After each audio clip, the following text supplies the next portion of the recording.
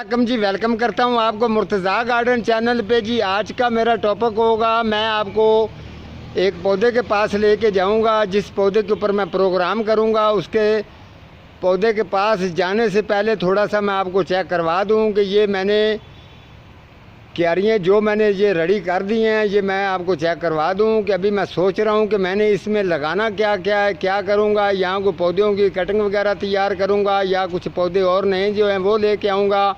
इसके साथ साथ जो थोड़ा बहुत अभी काम रह गया वो आगे वाली जो क्यारियाँ हैं उसमें मेरा कोशिश है कि मैं ज़्यादा उसमें कुछ सब्ज़ी लगाने की कोशिश करूँगा। तो इस तरीके से ये आप समझते हैं। आज आपको मैं ये थोड़ा सा जो मेरा काम है ये क्लियर हो गया है, तो जो रह गया वो भी इंशाल्लाह करेंगे। तो आपको साथ साथ चेक करवाता रहूँगा ताकि आपको समझ आती जाए, मैं अपना काम भी चेक करवाता रहूँ कि काम होता क्या है।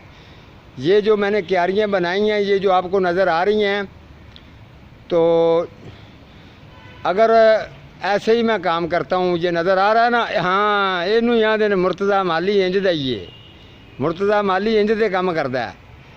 और ए क्यारियाँ दे विच मैं थोड़ा जा उर्दू पंजाबी मिक्स ही चलावांगा अज। इस वास्ते कुछ लोग आंदे ने जी तुहानू उर्दू नहीं सही, कुछ आंदे ने पंजाबी नहीं सही, विच ही पंजाबी चलनी है तो विच ही उर्दू चलनी है। तो ये मुताबिक ही जड़ा तुहानू समझांदा जावांगा काम क्यों काम आंदे ने इनू। अच्छा जी, इहदे नाल कुछ है जड़ा खाद मैं जड़ा मैं तुहानू दस्सिया सी खाद के बारे मिट्टी बनाने के बारे में। ਇਹਦੇ ਵਿੱਚ 2 किलो बेसन लिया के वो मैं ਇਹਦੇ ਵਿੱਚ मिक्स कराया। ਇਹ सारी खाद ਇਹਦੇ ਵਿੱਚ पत्थरों की खाद मिक्स हैगी है। उस तो इलावा पत्थरों की डीकम्पोज किया हुआ गोबर खाद है, लकड़ी का बूरा है, ये पक्की मिट्टी और बालू मिट्टी, ये सारी तमाम ये मैंने मिक्स करके इसको तैयार कर रहा हूँ। अगर ये मेरे पास अगर मैं कुछ पौधे अपने लगाऊँगा, कुछ पौधे मैं अपने लगाऊँगा, तो कुछ जो है अगर सेल होगी तो सेल कर दूँगा। किसी को ये प्रॉब्लम ही नहीं बनेगी कि खाद दे दो या गोबर खाद भेज दें। जब तक ये मिट्टी मेरे पास इतनी तैयार है मौजूद है, ये मैं अभी इसको जो है ना 3-4 दफ़ा इसको कल्टी करेंगे, तैयार करेंगे, तो ये बेहतरीन बन जाएगी। ये अल्लाह इतने सारी विच मिक्स कर बाद चैनू ना ज़रा गोडी कर दे। अच्छा जी, ये मैं आपको बता दूं कि ये तैयार हो रही है खाद। तो जो काम कंप्लीट हो रहे हैं वो मैं आपको बताता चलूं। तो आगे जो जिस तरीके से मैंने काम शुरू किया हुआ है, इंशाल्लाह ताला आप इन बात को समझते हैं। तो ये वही खाद है। ये कुछ खाद मैंने डिलीवरी देने के लिए ये जो लड़का इसको छान रहा है इमरान, तो इसी तरीके से आगे चलते हैं जी। ये आपके सामने कितना काम है ये कंप्लीट कर लिया है, तो कुछ काम रहता है, इंशाल्लाह वो भी काम जो है कंप्लीट हो जाएगा। तो फिर मैं जो ये वज़ीर खान विचों है जो मोटा मोटा कहा है ना पकड़ी जो, ठीक है ना। अच्छा देखो तुसी सामने जड़ा जिस तरीके जिन्ने को मेरे को, मैं लंबी तो गल नहीं करता, लेकिन जिन्ने को मेरे को मौजूद पौधे ने उनके मुताबिक मैं तुहानू सारा कुछ दिखा रहा। तो बहरहाल इंशाल्लाह थोड़े पौधे रखांगा, चंगे रखांगा, नस्ली रखांगा, उहदे नाल बिल्कुल एक नंबर गल भी दसांगा नाल। इस तरीके को ये नहीं कह सकता कि जी यह चीज़ नहीं, यह चीज़ नहीं। मैं पौधे थोड़े रखने ने, अच्छे रखने ने, नस्लदार रखने ने। नर्सरी बिल्कुल A1 सफाई सुथराई वाली रखनी है। छोटी नर्सरी बेशक बनावांगा, ऐसी नर्सरी बनावांगा कोई चीज़ मेरे को लवे या ना लवे, लेकिन नर्सरी देखने वास्ते ज़रूर आएगा कि मुर्तज़ा माली वाकई ही माली है, तो वाकई मालियां वाला काम करके दिखा रहा। और यह जो सामने तैयारी मैं की है वो तुहाडे सामने नज़र आ रहा है। परले साइड के जोड़े पटे ने दीवार के नाल ये भी मैं तैयार करने ने। तो ये नाल इंशाल्लाह तुहानू सारा कुछ मैं चेक इस वास्ते करवाया कि नाल तुहानू मैं ये वादा किया है कि जिन्ना काम होता जाएगा काम के मुताबिक नाल तुहानू दसदा जाऊँगा जी काम इन्ना हो गया कंप्लीट हो गया।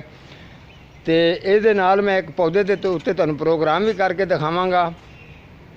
वज़ीर खान इधर आना ज़रा, यह पौधा एक लैके आना ज़रा, है ना, एक मिनट ज़रा ठहरो। ये जो पौधा है स्पारा ग्रास का पौधा है। तो कुछ लोग कह रहे होते हैं जी ये स्पारा ग्रास छोड़ दे वज़ीर खां, चले मैं। अच्छा जी, ये जो पौधा आपको नज़र आ रहा है स्पारा ग्रास का, इस पौधे की मैं आपको क्वालिटी बताता हूँ। जब आपने खूबसूरती इसकी देखनी है, कुछ पौधे ऐसे होते हैं जिनकी कटाई हो जाती है, कुछ पौधे ऐसे होते हैं जिनकी कटाई नहीं की जाती। कटाई इसीलिए नहीं की जाती क्योंकि उन्हों की शुरुआत होती है ये इसके साथ। ये स्पाराग्रास एक ऐसा प्लांट है, जब ये फूलों पर आता है तो ये खूबसूरत लगता है। इसकी जो ये आप देख लें, अगर मैं इसको बुशी बनाऊंगा तो यहाँ के यहाँ जो है इसके ये फूल आ रहे हैं, ये भी रुकेंगे और इसको परेशानी भी होगी पौधे को। तो मैं जिस तरीके आपको पता है मैं समझाता रहता हूँ, ये आप चेक कर सकते हैं ये कितनी लंबा, अगर इसको हैंगी पॉट में लगाया हो तो ये कैसे शाइन करेगा आपकी सोच भी नहीं होगी। इतना लंबा और इतना ये चेक कर सकते हैं। जो इनका ये फूल हैं नज़र आपको आ रहे होंगे, ये फूल आप चेक कर सकते हैं। जब आप यही चीज़ इसकी ख़त्म कर देंगे तो फ़ायदा क्या हुआ आपको प्लांट लगाने का। हर प्लांट जो है ना, हर प्लांट की कटिंग नहीं की जाती। कुछ ऐसे प्लांट हैं जिनकी फूल देखने के लिए इसको छोटे छोटे से सीड भी आते हैं। तो ये मैं आपको बता दूं कि ये जितना भी स्पाराग्रास मेरे पास मौजूद पड़ा है सब का सब भी ऐसे है। और यकीन करें कम से कम भी इसका 2.5-3 फुट जो है ना ये लंबा ये होगा, 2.5-3 फुट इतना ये स्पाराग्रास इस तरीके का मेरे पास होता है। तो स्पाराग्रास जो है ये स्पाराग्रास ये ज़हन में रखें, अगर आपने स्पाराग्रास को लगाना है तो इसको आपने फुल धूप में लगाना है, हैंगी पॉट में लगाना है, तो छोटे पॉट के अंदर आपने नहीं लगाना। अगर आप इसको स्पाराग्रास को छोटे वाले हैंगी पॉट के अंदर लगाएंगे तो फिर इसकी ग्रोथ भी रुकेगी और साइड से जो है पत्ते इसके येलो होकर गिरते भी रहेंगे। ओवर वाटरिंग ये पसंद नहीं करता, इसकी जगह छोड़नी चाहिए। इसके नीचे बल्ब होते हैं, आप इसको बड़े पॉट के अंदर लगाएं। बेशक हैंगी पॉट ही लगाना चाहते हैं लेकिन बड़ा पॉट इसको लगाएंगे तो बड़े पॉट की वजह ये होगी कि उसके अंदर जो नीचे इसके बल्ब होते हैं, जिस तरीके से क्लोरोफिटन के बल्ब होते हैं उसी तरीके से आप इसकी भर के वाटरिंग करेंगे और फुल धूप पर रखेंगे। इसका सूरज के साथ जो टेम्परेचर है उसके साथ इसका बड़ा तल्लक होता है। ये बड़ा ज़बरदस्त प्लांट है। आप अगर इसको रखना चाहते हैं तो स्पाराग्रास इसको बढ़ने दें। अगर आपने इसी तरीके से करते रहना है तो फिर आपको कोई फ़ायदा नहीं है ये रखने का। ये इसके साथ जो फूल आते हैं फिर ये फूल नहीं आते, फिर वो वहाँ से जिस जगह से आपने कटिंग की होगी उतनी जगह से इसकी ग्रोथ रुकेगी, फिर नए सिरे से ये नए पत्ते निकालेगा।